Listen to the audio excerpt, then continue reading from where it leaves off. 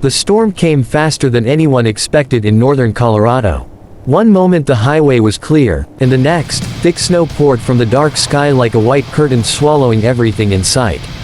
Sofia tightened her grip on the steering wheel, her heart pounding as the tires of her small sedan struggled against the icy road. She had left Denver that afternoon for what was supposed to be a short business trip to a nearby town. The weather forecast had mentioned light snow, nothing dangerous. But now the wind howled like a warning, shaking her car as if nature itself wanted her gone. Great. Just perfect, she muttered under her breath. The road ahead blurred. Snow piled quickly, covering lane markings. Her GPS signal flickered. She slowed down, but it was too late. The car suddenly slid sideways. Sofia gasped, trying to correct the steering, but the tires lost control completely. Within seconds, the vehicle spun and slipped off the road, landing in a shallow ditch with a heavy thud. Silence followed, thick and terrifying. Her breathing grew heavy. Okay, stay calm, she whispered to herself. She tried starting the engine. It roared weakly but the wheels only spun deeper into the snow. Panic began creeping into her chest. She grabbed her phone, no signal. Of course. Snow continued falling, covering the windshield. The world outside looked endless and empty. There were no other cars, no houses in sight, just vast white fields stretching into the distance. Sofia stepped out of the car, instantly regretting it as freezing wind slapped her face. Her boots sank into the snow. She wrapped her coat tighter around herself, scanning the road desperately. "Hello," she shouted, but her voice disappeared into the storm. Minutes felt like hours. Just as fear began turning into real dread, she noticed headlights approaching through the thick snow. A large, old pickup truck slowly made its way down the road. Relief washed over her. The truck stopped beside her, and a tall man stepped out. He wore a heavy brown jacket, worn boots, and a cowboy hat dusted with snow. His face was serious, his expression calm but observant. "You shouldn't be out here in this storm," he said firmly. Sofia crossed her arms, trying to hide her fear. "I didn't plan on crashing." He glanced at her car and nodded. "Road's dangerous. Happens every winter. I can handle it," she replied quickly, pride pushing her words. "I just need a tow truck." The man raised an eyebrow. "No tow trucks are coming out in this weather. And you don't have signal, do you?" She stayed silent. "Name's Daniel," he continued. "My farm's about 5 miles from here. You can wait there until the storm passes." Sofia hesitated. She didn't trust strangers easily, especially not in the middle of nowhere. "I don't need charity," she said sharply. Daniel's jaw tightened slightly. "It's not charity. It's common sense." The wind grew stronger, forcing her to shield her face. Reality hit her, she had no other option.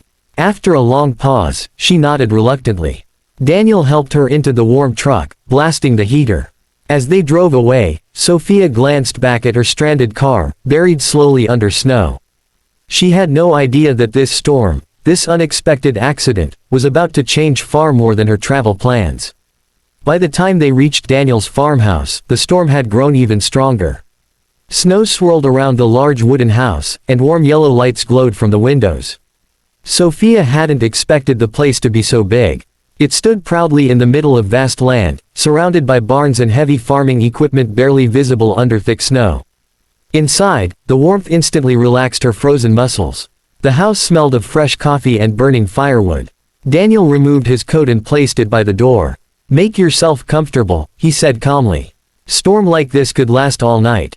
Sofia looked around. The interior was surprisingly modern, hardwood floors, stylish furniture, and large framed paintings on the walls. This didn't match her image of a simple farmer. "You live here alone?" she asked. "For now," Daniel replied. "Most workers stay in town." "Workers?" she repeated, raising an eyebrow. He ignored the tone and walked toward the kitchen. "Coffee?" she nodded. As they sat across from each other at a long wooden table, silence filled the room at first. The wind howled outside, shaking the windows slightly. "So," Daniel began, "what were you doing out here?" "Business trip," she answered. "I work in marketing. Big firm in Denver. I have meetings lined up all week." She sighed. "Or at least I did." Daniel nodded. "City life. Fast pace. You wouldn't understand," she replied without thinking. "It's different from this." He leaned back slightly. From what? She gestured vaguely around her.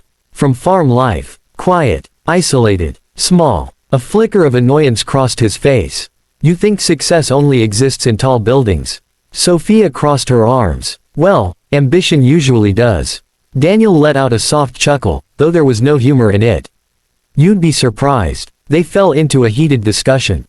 Sofia spoke about corporate goals, promotions, luxury apartments, and the thrill of competition. Daniel countered with stability, land ownership, and building something that lasts generations. Money talks, Sofia argued confidently. That's how the world works. Daniel's eyes darkened slightly. Money is a tool, not a definition. She studied him carefully. You sound educated for a farmer. I studied business, he replied simply. Then why stay here? She pressed. Why not build something bigger? He looked toward the window, where snow continued falling endlessly. Who says this isn't big? Before she could respond, headlights appeared outside. Through the window, Sofia saw two large tractors moving toward the barn despite the storm. They're working in this weather? She asked in surprise. They manage the livestock and equipment, Daniel answered. Storm doesn't stop responsibility. Sofia stood near the window, noticing how large the property actually was.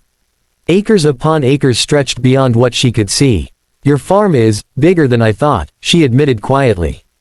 Daniel smiled faintly. Appearances can be misleading. Something in his tone made her pause.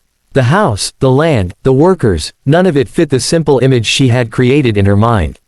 For the first time that night, Sofia felt uncertain, not about the storm outside, but about the assumptions she had carried inside.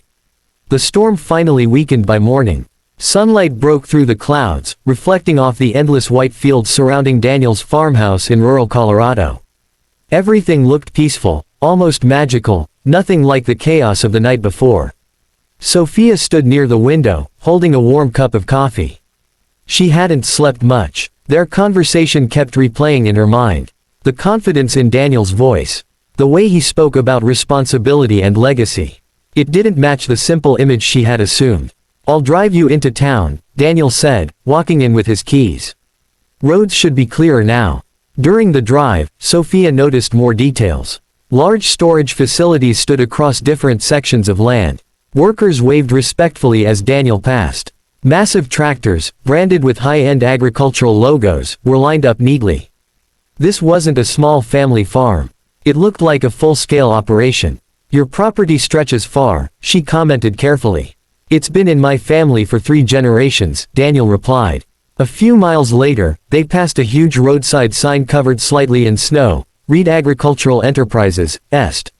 1958. Sofia's eyes widened. She had heard that name before. Reed Agricultural Enterprises was one of the largest privately owned farming corporations in the region, supplying crops nationwide. She slowly turned toward him. Reed, that's you. Daniel kept his eyes on the road. My family, yes. Wait, she said, almost laughing in disbelief. You're telling me this entire operation, the company I've read about in business magazines, that's yours?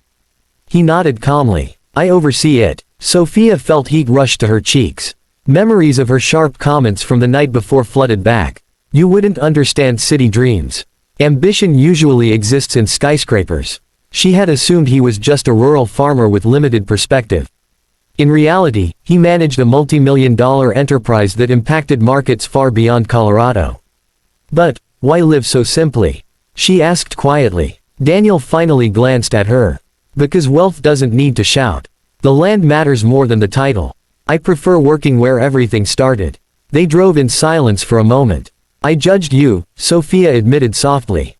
I thought you lacked ambition. A small smile touched his lips. Most people do. She looked out the window at the endless fields shining under sunlight. For the first time, she saw them differently, not as isolation, but as power, stability, and vision.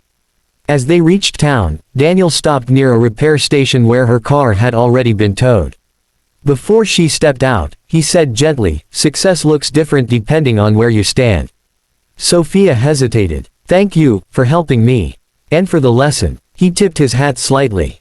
Next time, don't judge a farmer by his boots. She smiled, this time without pride or assumption, only understanding. As she watched his truck disappear down the road, Sofia realized something unexpected. The snowstorm hadn't just forced her off course, it had shifted her perspective entirely. And deep inside, she knew this wouldn't be the last time their paths crossed.